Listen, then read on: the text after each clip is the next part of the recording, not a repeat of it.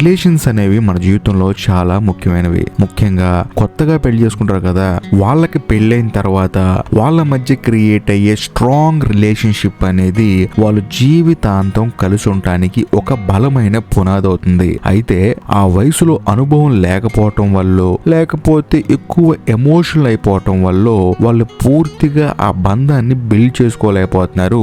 కొన్ని పొరపాట్లు చేస్తూ ఉంటారు. ఆ పొరపాట్ల వల్ల వాళ్ళ రిలేషన్షిప్ లో తగాదాలు రావచ్చు, లేకపోతే కొన్ని సందర్భాల్లో విడాకుల వరకు వెళ్ళొచ్చు. నేను ఈ పాడ్కాస్ట్ లో చెప్పొచ్చేది ఏంటంటే, ఒక రిలేషన్షిప్ లో ఉన్న జంటలు ఎక్కువగా చేస్తున్న పొరపాట్లు, ఆ పొరపాట్లు మన జీవితంలో రిపీట్ అవ్వకుండా ఉండాలంటే ఏం చేయాలి అనే పాయింట్ మీద మాట్లాడబోతున్నాను. ఫస్ట్ ఆఫ్ ఆల్, పెళ్లి అనేది ఒక వ్యక్తిగత ప్రయాణం మాత్రమే కాదు, ఇద్దరి మనుషుల జీవితాన్ని ఒకటిగా మలిచే ఒక అద్భుతమైన బంధం. అయితే కొంతమంది మాత్రం పెళ్ళైన తర్వాత కేవలం వాళ్ళకు మాత్రమే ప్రాధాన్యత ఇస్తూ పార్ట్నర్ యొక్క ప్రాధాన్యతని మర్చిపోతూ, ఒక మొక్కలో చెప్పాలంటే వాళ్ళ మనోభావాలను అసలు పట్టించుకోకుండా వాళ్ళ మనోభావాలను దెబ్బతీస్తూ ఉంటారనమాట. ఇలా చేయటం వల్ల కూడా భార్యాభర్తల మధ్య రిలేషన్ అనేది డ్యామేజ్ అవుతూ ఉంటుంది. నేను చెప్పొచ్చేది ఏంటంటే, బంధం అంటే ఒకరికొకరు గౌరవించుకోవటం, ఒకరికొకరు సమయాన్ని కేటాయించుకోవటం, ఒకరి అభిప్రాయాలని మరొకరు గౌరవించుకోవటం వల్ల రిలేషన్ అనేది బిల్డ్ అవుతుంది. కానీ అలా ఏకపక్షంగా ఉండటం వల్ల ఆ రిలేషన్ అనేది డ్యామేజ్ అవబోతుంది. ఎందుకంటే మనందరం మనుషులం, మనందరికి కొన్ని ఎమోషన్స్ ఉంటాయి. అవి డ్యామేజ్ అయినప్పుడు ఆ బంధంలో ఖచ్చితంగా కలహాలు అనేవి స్టార్ట్ అవుతాయి. అంతేకాకుండా కొత్తగా పెళ్ళైన వాళ్ళు గుర్తుపెట్టుకోవాల్సిన రెండో పాయింట్ ఏంటంటే, చిన్న చిన్న విషయాలకి గొడవ పడటం, ఒకరిపై ఒకరు శాశ్వతంగా నెగిటివ్ గా ఆలోచించటం. ఎందుకంటే ప్రతి ఒక్క మనిషిలో నెగిటివ్ ఎంత ఉంటుందో పాజిటివ్ కూడా అంతే ఉంటుంది. కాకపోతే కొంతమంది ఏం చేస్తారంటే, వీడు పర్మనెంట్ నెగిటివ్ గా అని చెప్పేసి వాడిని కంటిన్యూస్ గా నెగిటివ్ పాయింట్ ఆఫ్ వ్యూలో చూస్తారే తప్ప కనీసం ఒక్క పాజిటివ్ పాయింట్ ఆఫ్ వ్యూలో అసలు చూడరు. అలా చూడటం అనేది కేవలం అవగాహన లేకపోవటం వల్లే జరుగుతుంది. కానీ ఒక మనిషికి పూర్తిగా అవగాహన ఉంటే మాత్రం అస్సలు అలాగా జరగదు. కానీ వీటికి పరిష్కారం ఏంటంటే, గొడవలు జరగటం అనేది సాధారణమే, కానీ వాటిని పరిష్కరించే విధానం అనేది చాలా ముఖ్యం. ఏదైనా చిన్న గొడవ జరిగినప్పుడు ఆ గొడవ చిన్నగా ఉన్నప్పుడే దాన్ని పరిష్కరించుకుంటే మాత్రం అది అంతటితోనే ఆగిపోతుంది. అలా కాకుండా మీ వాళ్ళు మా వాళ్ళు అని చెప్పేసి ఆ గొడవని రెండు కుటుంబాలకి లింక్ పెట్టడం వల్ల, లేకపోతే ఇద్దరి మనుషుల మధ్య సమస్యని రెండు కుటుంబ సమస్యలుగా మార్చేస్తే మాత్రం అది ఎప్పటికీ తెగదు. కాబట్టి ఒక సమస్య చిన్నగా ఉన్నప్పుడే దాన్ని ఎలా డీల్ చేయాలో కొంచెం నేర్చుకోవాల్సిన అవసరం కూడా లేదండి. కొంచెం తగ్గితే చాలు. నేను ఎందుకు తగ్గాను అనే విషయం కూడా చెప్తే చాలు. ఎందుకంటే ఏ మనిషి అయినా తగ్గాల్సింది ఎందుకు? బంధం బలపడటానికి, అంతేగాని బంధాన్ని చెడగొట్టుకోవడానికి అయితే కాదు. సో ఎందుకు తగ్గారో ప్రాపర్ గా ఎక్స్ప్లెయిన్ చేసి మీ పార్ట్నర్ కి, నేను మన ఇద్దరం కలిసి ఉన్నాం అని చెప్పేసి తగ్గుతున్నాను, అలా అని చెప్పేసి నన్ను ప్రతిసారి తగ్గమంటే కుదరదని చెప్పేసి నీట్ గా మీ భర్త కోసమో మీ భార్య కోసమో మీరు తగ్గటంలో తప్పే లేదు. సో అలా డీల్ చేసుకుంటూ పోతే చిన్న చిన్న విషయాలకి గొడవ పడాల్సిన అవసరం అనేది రాదు. అంతేకాకుండా ఎమోషన్స్ ని కంట్రోల్ చేసుకోపోవటం వల్ల కూడా చిన్న చిన్న గొడవలు కాస్త పెద్ద పెద్ద గొడవలుగా మారుతూ ఉంటాయి. వయసు రీత్యా లేకపోతే అనుభవం లేకపోవటం వల్ల కూడా చాలా మంది వాళ్ళ ఎమోషన్స్ ని కంట్రోల్ చేసుకోలేకపోతారు. చిన్న చిన్న విషయాలకి ఫోన్ లిసిలేసి కొట్టేటాలు, లేకపోతే పక్కన ఎవరు కనిపిస్తే వాళ్ళ మీద అరిచేయటాలు, ఇలా చేస్తూ ఉండటం వల్ల కూడా గొడవలు అనేవి తరచుగా జరుగుతూ ఉంటాయి. సాధ్యమైనంత వరకు ప్రశాంతంగా మాట్లాడి మన తత్వాన్ని నియంత్రించుకోవాలి. మన కోపం వచ్చేసింది, ఆ విషయం అసలు మన కంట్రోల్లో లేదు అనుకున్నప్పుడు మాత్రం మాక్సిమం మన బ్రెయిన్ మన కంట్రోల్లో ఉండదు. కాకపోతే కంట్రోల్ చేసుకోవటం అనే అనుభవాన్ని కనుక మనం సాధించగలిగితే అసలు గొడవలు అనేవి జరగవు. అది ఇంట్లో అవ్వచ్చు, బయట అవ్వచ్చు. సో ఆ అనుభవాన్ని గెయిన్ చేయాలి. అలా గెయిన్ చేయాలి అంటే పెద్దల సలహాలని పాటించాలి, అంతే, అంతకు మించి ఏం లేదు. అంతేకాకుండా కొత్తగా పెళ్ళైన వాళ్ళ రిలేషన్ అనేది కామన్ గా పాడైపోవడానికి ఇంకొక కారణం ఆర్థిక వ్యవహారాలు అవగాహన లేకపోవడం, అంటే ఫైనాన్షియల్ డిసిప్లిన్ అనేది లేకపోవడం.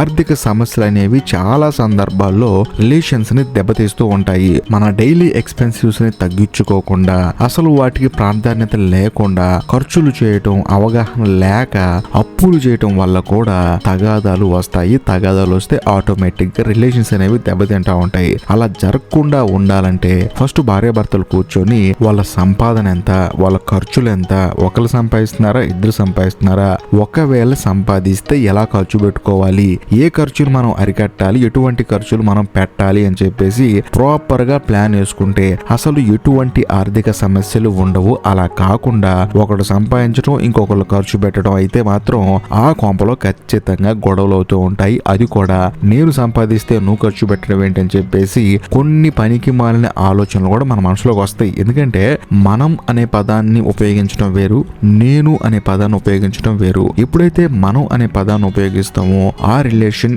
ఎలా ఉంటుందో మీకు సపరేట్ గా చెప్పాల్సిన అవసరం లేదు.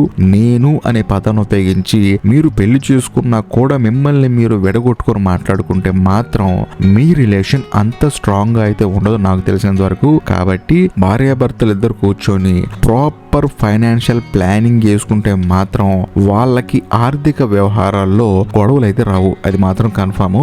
అంతేకాకుండా కొత్తగా పెళ్ళైన జంటల్లో కామన్ గా కనిపించే ఒక బ్లండర్ మిస్టేక్ ఏంటంటే ఒకళ్ళ మీద ఒకళ్ళు మితిమీరిన అంచనాలు పెట్టుకోవడం. అలా అంచనాలు పెట్టుకున్న తర్వాత అవి నెరవేరకపోవటం వల్ల కూడా వాళ్ళు అసంతృప్తికి గురవుతారు. అలా గురైన తర్వాత ఏం జరుగుతుందో మీకు నేను సపరేట్ గా చెప్పాల్సిన అవసరం లేదు. గొడవలు జరుగుతూ ఉంటాయి, ఆ తర్వాత ఎక్కడికో వెళ్ళిపోతుంది. ఈ సమస్యకి పరిష్కారం ఏంటంటే నిజ జీవితానికి తగినట్టుగా మీ అంచనాలు పెట్టుకోండి. మనందరం మనుషులు, తప్పులు చేస్తూ ఉంటాం. ఆ తప్పులను అర్థం చేసుకుంటే ఆ బంధం అనేది బలపడుతుంది. అలా కాదు, మనం మనుషులం కాదు, దేవుళ్ళం, అసలు జీవితంలో తప్పే చేయకూడదు, తప్పు చేస్తే ఎలా అని చెప్పేసి మిమ్మల్ని మీరు దేవుడుగా ఊహించేసుకొని లేకపోతే దేవతగా ఊహించేసుకొని మీ పార్ట్నర్ ని ఒక మనిషిలా ట్రీట్ చేశారనుకోండి, ఖచ్చితంగా వాళ్ళు మీ ఎక్స్పెక్టేషన్స్ కి రీచ్ అవ్వరు. మిమ్మల్ని మీరు అర్థంలో ఎలా చూసుకుంటారో మీ పార్ట్నర్స్ కూడా అలా చూసుకుంటే మాత్రం ఖచ్చితంగా వాళ్ళు చేసే తప్పులు చిన్నవిగా కనిపిస్తూ ఉంటాయి. వాళ్ళు కూడా మీలాగే మనిషి అని చెప్పేసి మీరు అర్థం చేసుకుంటూ ఉంటారు. ఎక్స్పెక్టేషన్స్ అనేవి చాలా తక్కువగా ఉంటాయి, అంతే, అంతకుమించి ఏం లేదు.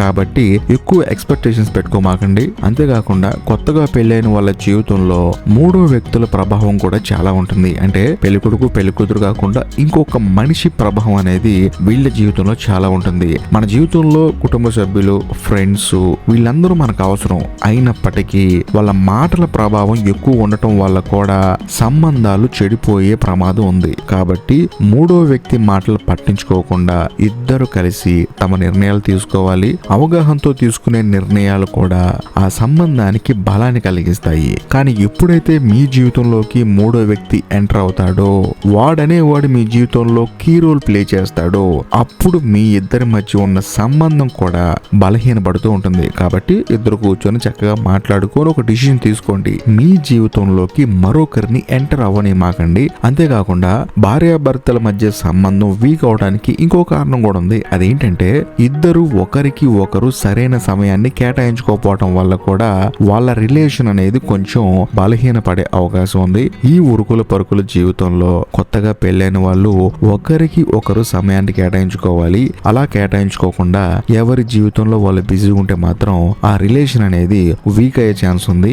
దీనికి పరిష్కారం ఏంటంటే బిజీ షెడ్యూల్లో ఉన్నప్పటికీ కూడా రోజుకి కనీసం కొంత సమయాన్ని అయినా సరే మీరు ఒకరితో ఒకళ్ళు కేటాయించుకోవాలి. క్వాలిటీ టైం ని స్పెండ్ చేయాలి. ఎందుకంటే మనకి డబ్బు ఎంత ముఖ్యమో రిలేషన్ అనేది దానికన్నా ఎక్కువ ముఖ్యం. కాబట్టి మీరు పని సమయానికి ఎంత విలువిస్తారో మీ భాగస్వామి కూడా అంతే విలువిస్తూ వాళ్ళతో ఒక క్వాలిటీ టైం ని స్పెండ్ చేయాలి. అలా చేయనప్పుడు కూడా భార్యాభర్తల మధ్య మనస్పర్ధలు వచ్చే ఛాన్సెస్ ఉంటాయి. కాబట్టి క్వాలిటీ టైం ని స్పెండ్ చేయండి. ఇంకా లాస్ట్ అండ్ ఫైనల్ చాలా ఇంపార్టెంట్ పాయింట్ ఏంటంటే విపరీతమైన అనుమానం కూడా సంబంధాలను కోల్పోయేలా చేస్తుంది. కాబట్టి అనుమానం అనే విషయాన్ని కొంచెం పక్కన పెట్టి నమ్మకం అనేది సంబంధానికి ప్రాణం లాంటిది. ఒకరిపై ఒకరు నమ్మకంతో ఉండండి. ఎందుకంటే జీవితంలో ప్రతి ఒక్కళ్ళు పెళ్లి చేసుకున్న తర్వాత వాళ్ళ రిలేషన్స్ ని బాధ్యతగా పొరపాట్లు జరగకుండా, ఒకవేళ జీవితంలో పొరపాట్లు జరిగినా సరే వాటిని సరిదిద్దుకోవడం ద్వారాగా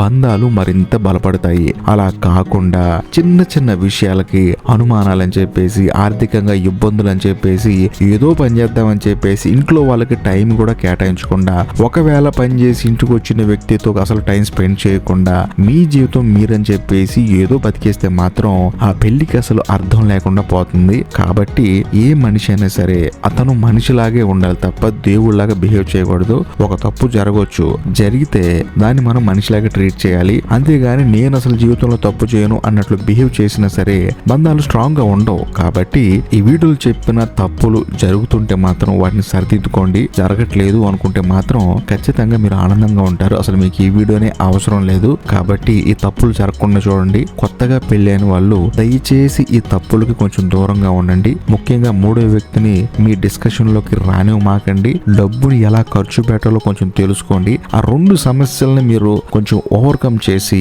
ఒకళ్ళ మీద ఒకళ్ళు నమ్మకంతో ఉన్నారనుకోండి, ఈ జీవితం అనేది చాలా అందంగా కనిపిస్తుంది. మీకు అంత అందంగా ఉంటుంది కూడా. అంతే, అంతకు మించి ఏం లేదు. కాబట్టి ప్రశాంతంగా ఈ జీవితాన్ని గడిపేయండి. మనం జీవితాన్ని ప్రశాంతంగా గడపడానికే భూమి మీద పుట్టాము.